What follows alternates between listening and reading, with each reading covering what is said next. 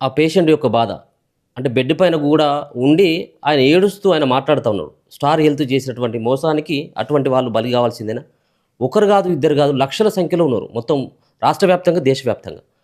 మరి వాళ్ళని పట్టించుకున్నటువంటి వాళ్ళు ఎవరు ఉంటారు ఇంకా? ప్రభుత్వాలు యాక్షన్ కూడా సీరియస్గా తీసుకోవాలి కదా. సో ఎన్నిసార్లు పంపించినప్పుడు కూడా ఇగో రిజెక్షన్ లెటర్. వాళ్ళ కొడుకు వాళ్ళ కొడుకు ఇక్కడ ఒకసారి అమ్మతో కూడా మాట్లాడదాం, ఎందుకంటే ఇద్దరికి ఉంది జాయింట్ పాలసీ. ఇది జాయింట్ పాలసీ, సో ఇద్దరికి ఉంది.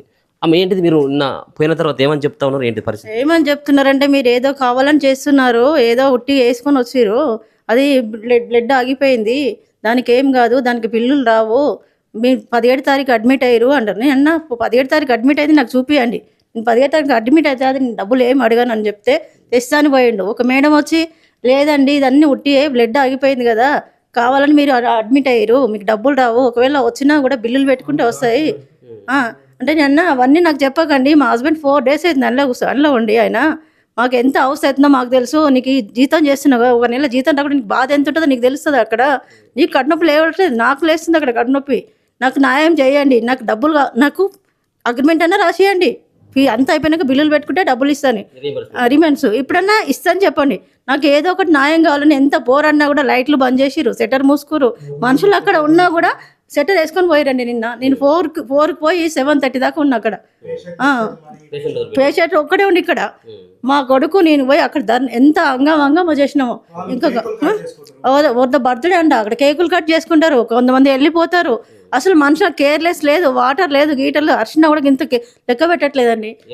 పరిస్థితి ఏమనిపిస్తా ఉన్నది? సో ఒక పక్కనేమో మీరు ఉన్నటువంటి పైసలు కూడా ఇక్కడ ఖర్చు పెట్టుకొని చిన్న కుటుంబం పెట్టినాము, నాలాగా ఇంకొకరికి కావద్దండి, నాలాగా ఇంకొకరికి కావద్దు, నాకు న్యాయం కావాలి, నాకు రూపాయి డబ్బులు రావాలి, నా హస్బెండ్ కూడా బాగా కావాలి, నాకు కోరుకునేది అది ఒకటే, నాకు ఖచ్చితంగా న్యాయం కావాలి. అంతా కూడా మీరు ఎన్నిసార్లు వాళ్ళంతా కూడా రిజెక్ట్ పంపిస్తున్నారు హాస్పిటల్ వాళ్ళు, వాళ్ళకి చెప్తున్నారు మీరు కావాలని చేసుకోరు, మీరు ఫ్యామిలీ డాక్టర్ తోటి కావాలని చేసినాను, ఎంతసేపు అబద్ధం చెప్తున్నారు, మీరు డబ్బులు కట్టుకోండి, బిల్లులు తెచ్చినాక అప్పుడు ఆలోచిస్తాం, అంతకని మించి ఏం లేదని చెప్తారు. ఇంకేం చేయాలండి, ఇంకెక్కడ పోవాలి చెప్పండి, మాలాంటి వాళ్ళం ఎక్కడ పోవాలి, ఇంకా మాకు ఒక న్యాయం కావాలి, అదొకటి.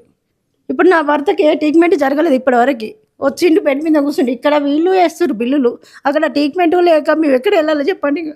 ఇప్పుడు ఇంటికి తీసుకోవాలంటే ఆ ప్యాక్ తీయనంటారు, దానికి పర్మిషన్ లేదని చెప్తారు. వచ్చేటప్పుడు వీళ్ళు చక్కగా చూడక, వాళ్ళు చక్కగా చేయక, మాలాంటి వాళ్ళు పేదలం ఎక్కడ పోవాలి?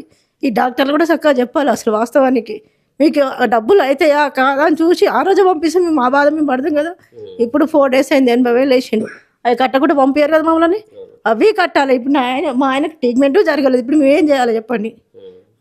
ఇంత కష్టపడి చేసుకొని రూపాయలు పొదుపు చేసుకొని కష్టం చేసుకొని కట్టుకుంటే ఇప్పుడు మాకు ఏ ఫలితం లేనప్పుడు అది ఎందుకండి? మాకు అవసరం లేదు కదా, మాకు న్యాయం కావాలి. ఫస్ట్ నాకు ట్రీట్మెంట్, నాకు భర్తకు ట్రీట్మెంట్ కావాలి, అది ఒక్కటే కావాలి, నేను కోరుకుంది ఒక్కటే. సో ఇది వాళ్ళ మిస్సెస్ ఇద్దరికి ఉంది, ఆయనేమో ఆంజనేయులు, ఏమేమో వెంకటమ్మ. సో వీళ్ళిద్దరికి కూడా పాలసీ కట్టింది వాళ్ళ కొడుకే.